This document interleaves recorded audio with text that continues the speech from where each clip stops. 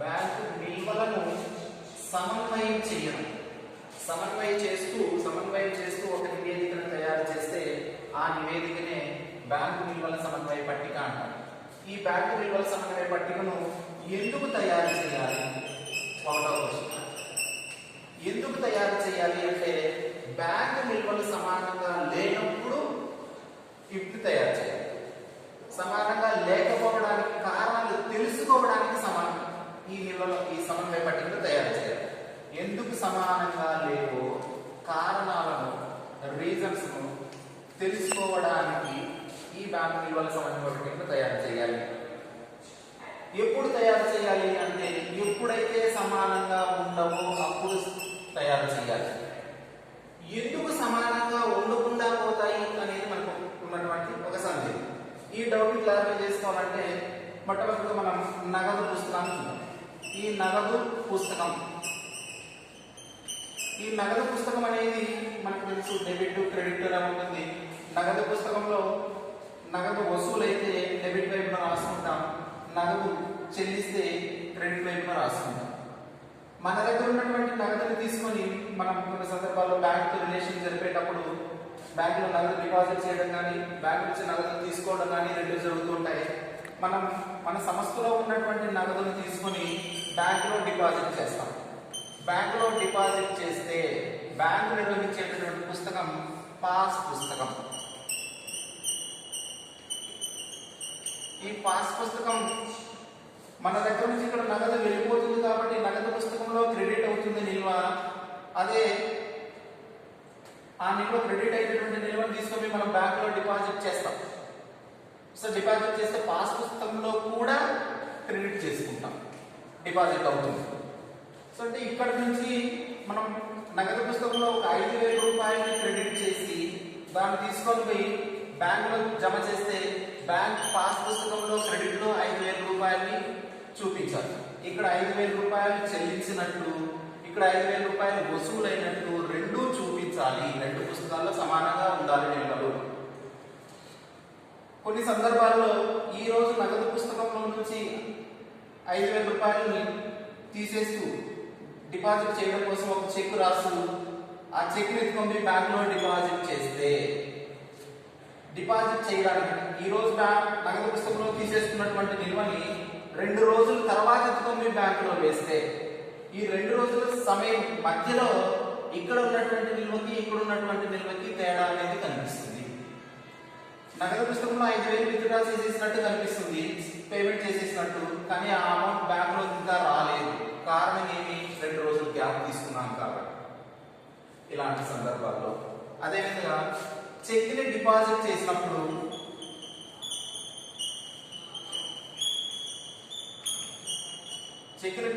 చేసినప్పుడు అది ఆ చెక్ అనేది క్రెడిట్ కాను.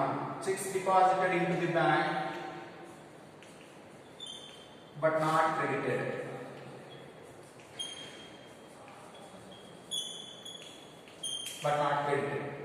చూడండి, చెక్ డిపాజిట్ చేస్తాం, మనకు వచ్చినటువంటి అమౌంట్ ని ఎవరో మనకు ఉన్నటువంటి మన డేటా ఒకరు మనకు చెక్ ఇస్తారు. ఒక 1,000 రూపీస్ చెక్ ఇచ్చినారు అనుకోండి, ఈ చెక్ ని తీసుకున్న మొట్టమొదటిగా మనం క్యాష్ బుక్ లో ఎంట్రీ వేస్తాం.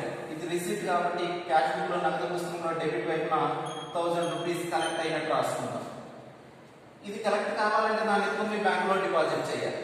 ఈ రోజు బ్యాంకులో డిపాజిట్ చేసాం, ఆ చెక్ ను కలెక్ట్ చేసి పాస్ పుస్తకంలో ఎంట్రీ చేయడానికి బ్యాంకు ఒక 4 రోజుల సమయం తీసుకునింది అనుకుంటే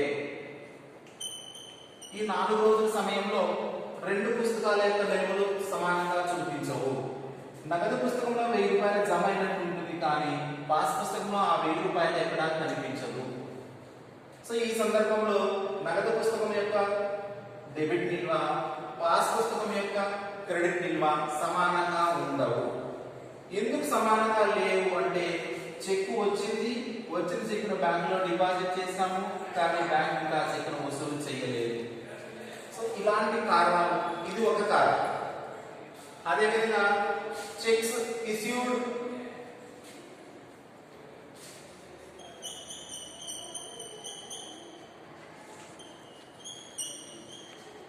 but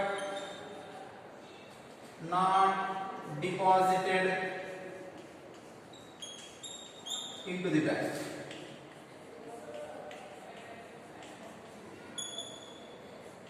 Checks deposited but not debited into the bank. ఈ సందర్భాన్ని తీసుకున్నట్లయితే నగదు పుస్తకం checks issued but not deposited into the bank.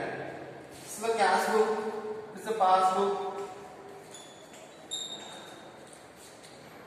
Checks issue చేసినాము అంటే మన దగ్గర నుంచి అమౌంట్ 1000 రూపీస్ చెక్ అనుకున్నాం, మన దగ్గర నుంచి అమౌంట్ వెళ్ళిపోతుంది కాబట్టి క్రెడిట్ లో నమోదు చేస్తాం.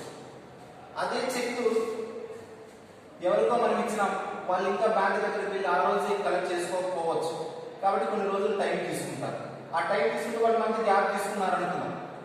సో ఈ 1 మంత్ గ్యాప్ లో మన పాస్బుక్ లో ఉన్నటువంటి నిల్వలో ఎలాంటి మార్పు ఉండదు, ఆ ప్రారంభ నిల్వ ఎలా ఎంత ఉందో అంతే ఉంటుంది. సో కాబట్టి ఇక్కడ నిల్వేమో 1000 రూపాయలు తగ్గినట్టు చూపిస్తుంది, ఇక్కడేమో నిల్వ తగ్గినట్టు చూపించదు పాస్ పుస్తకం. సో కారణం ఏమి, ఇక్కడేమో చెక్ ఇచ్చేసినట్టు చూపించినాము, ఆ చెక్ మీద ఉన్నటువంటి అమౌంట్ ఇంకా పాస్ పుస్తకంలో నుంచి తీసుకోకపోలేదు, బ్యాంకులో నుంచి తీసుకోకపోలేదు కాబట్టి రెండు పుస్తకాల మధ్య తేడా కనిపిస్తుంది. ఇది ఒక కారణం. ఇంకొక కారణం ఏమంటే bank interest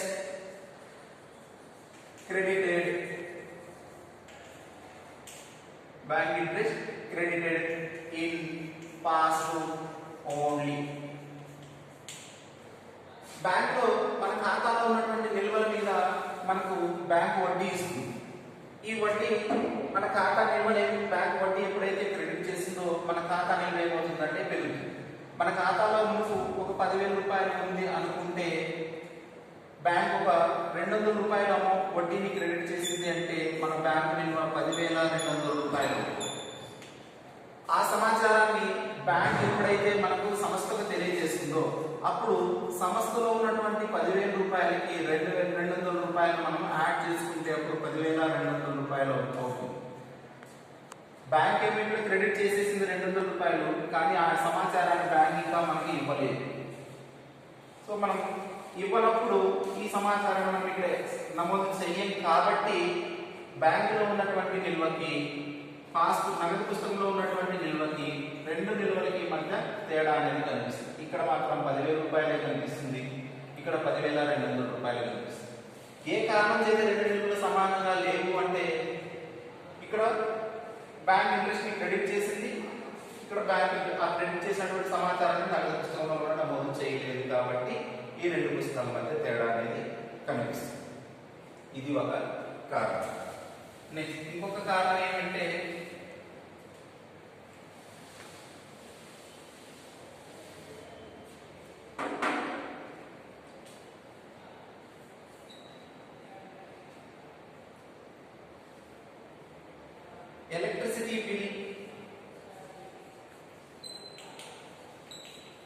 electricity bill paid by the bank behalf of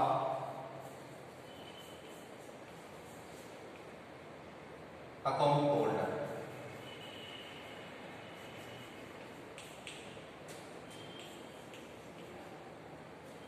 But not entered in cash.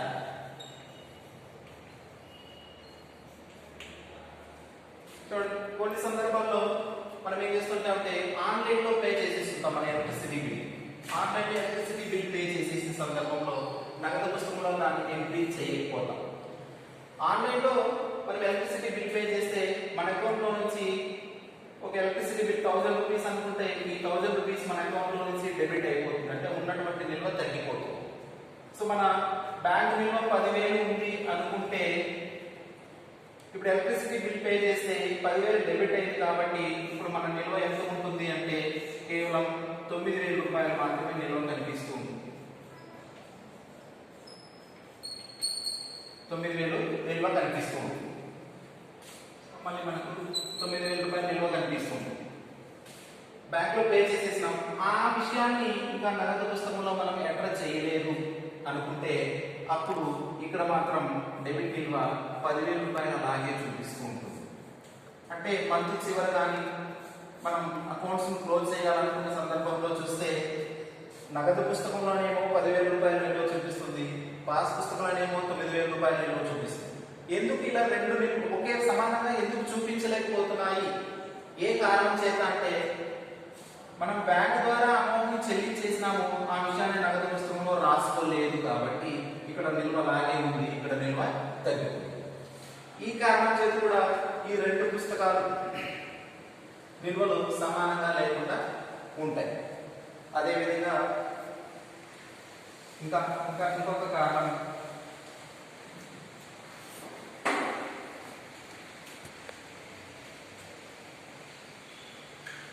Bank passbook overcast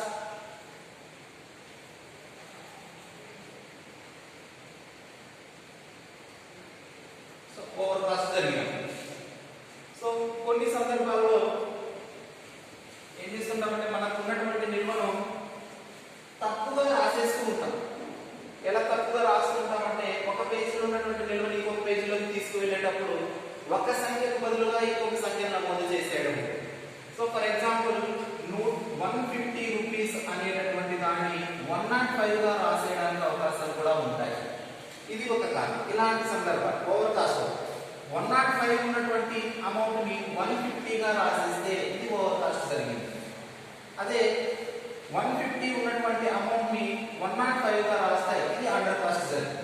so ఈ రెండు సందర్భాలలో తప్పు జరిగింది కాబట్టి ఈ తప్పు ప్రభావం అనేది ఆ రెండు పుస్తకాల మీద కనిపిస్తుంది. ఫర్ ఎగ్జాంపుల్ బ్యాంక్ పాస్ పుస్తకంలో ఒక పేజీలో ఉన్నటువంటి నిల్వని 250 రూపాయలు ఉన్నటువంటి నిల్వని ఇంకొక పేజీలోకి తీసుకువెళ్ళేటప్పుడు 520 గా నమోదు చేసేస్తే 250 రూపాయల నిల్వని 520 రూపాయలుగా మార్చేస్తే ఇక్కడ నిల్వ ఏమైంది అంటే ఓవర్ కాస్ట్ అనేది జరిగిపోయింది. ఎక్కువగా లెక్కించడం అనేది జరిగింది. ఎంత ఎక్కువగా లెక్కించడం జరిగింది?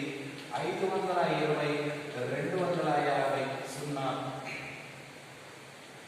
0 7 270 రూపాయలు ఓవర్ కాస్ట్ చేయడం జరిగింది. సో అదే విధంగా చూద్దాం. ఇక్కడ 10,000 రూపాయల నిల్వ చూపిస్తుంది, ఇక్కడ 10,000 రూపాయల నిల్వ చూపిస్తుంది.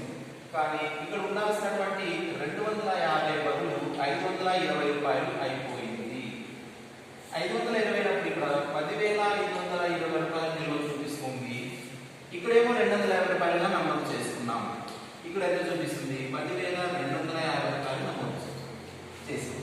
ఇక్కడ 10,250 రూపాయలు, ఇక్కడ 10,520 రూపాయలని నమోదు చేసింది. ఈ రెండు పుస్తకాల మధ్య తేడా అనేది ఖచ్చితంగా కనిపిస్తుంది. ఎంత తేడా కనిపిస్తుంది? 270 రూపాయలు. 270 రూపాయలు అనేది పాస్బుక్ లో ఎక్కువగా చూపిస్తుంది కాబట్టి ఓవర్ కాస్ట్ జరిగింది.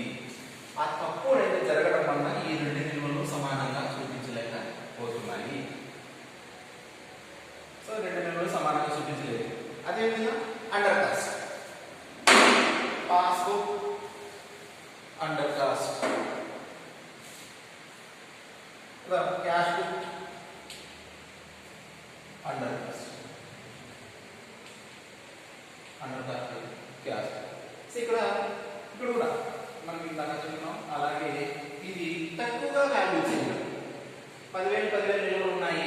10,000 నిల్వలు ఉన్నటువంటి వాటిలో మనకు వడ్డీ కానివ్వండి ఏ విషయం అయినా సరే 150 రూపాయలుగా ఉన్నటువంటి వడ్డీని 105 రూపాయలుగా పొరపాటున రాసేయడం అనేది జరుగుతుంది.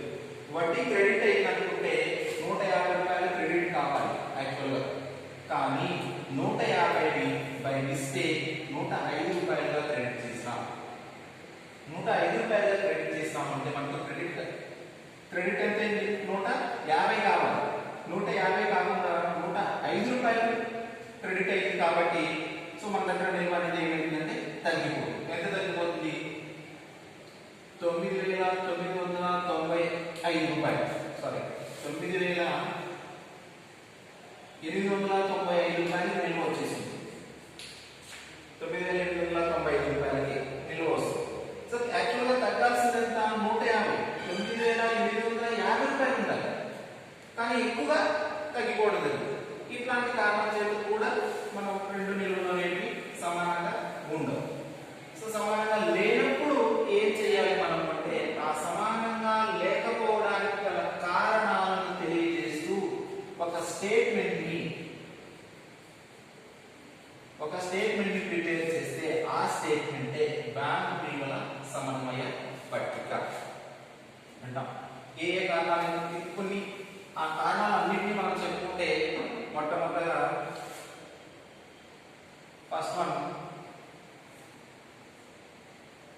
చెక్కులు జమ చేసినప్పుడు checks deposited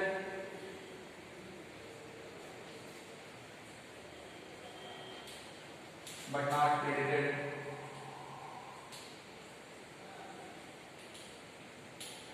Second one, checks issued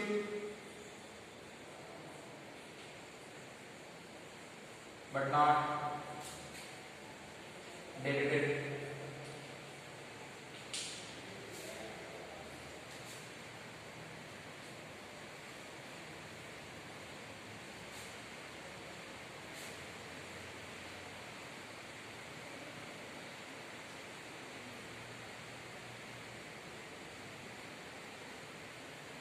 Expenses paid by the bank but not entered in cash book. Dividends credited in passbook only. Check received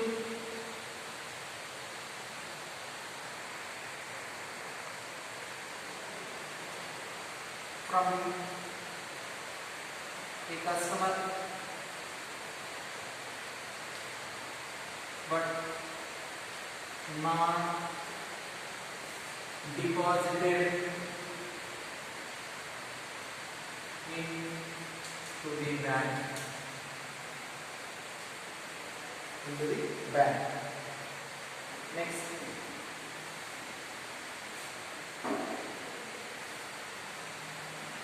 over variation of passbook under passbook and cash. Under valuation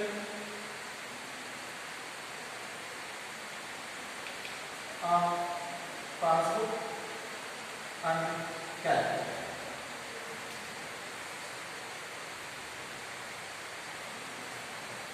Bank interest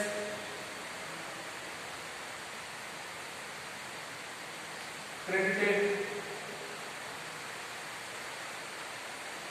in passbook but not entered in cash book.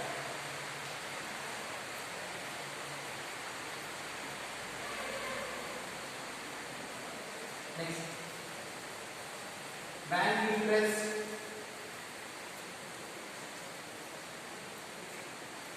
debited in passbook but not entered in cash. Next,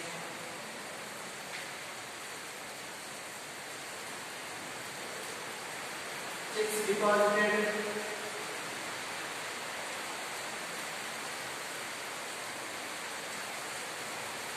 into the bank but the bank dishonors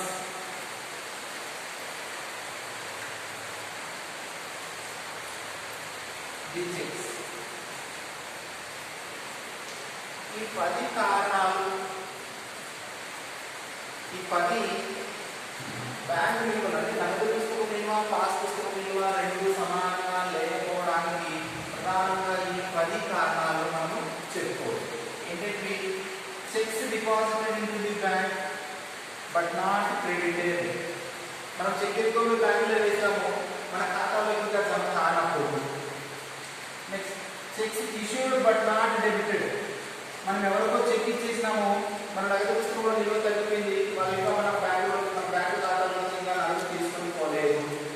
next, expense remittances paid by the bank but not entered in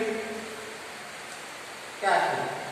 మన తరపున bank amount ఎవరికో చెల్లించేసింది మనం ఇంకా నగదు పుస్తకంలో నమోదు కాలేదు, bank పుస్తకంలో మాత్రమే నమోదయ్యాయి. Next dividends credited in the passbook only. మన తరపున మనకు రావాల్సినటువంటి డివిడెండ్స్ ని బ్యాంక్ కలెక్ట్ చేసినటువంటి ఆ డివిడెండ్స్ మనకు పాస్ పుస్తకంలో నమోదయ్యాయి. ఆ సమాచారం మనకి ఇంకా బ్యాంకు తెలియజేయలేదు కాబట్టి నగదు పుస్తకంలో ఆ విషయాన్ని మనం ఇంకా నమోదు చేయలేదు. Next checks received from A customer but not deposited in the bank.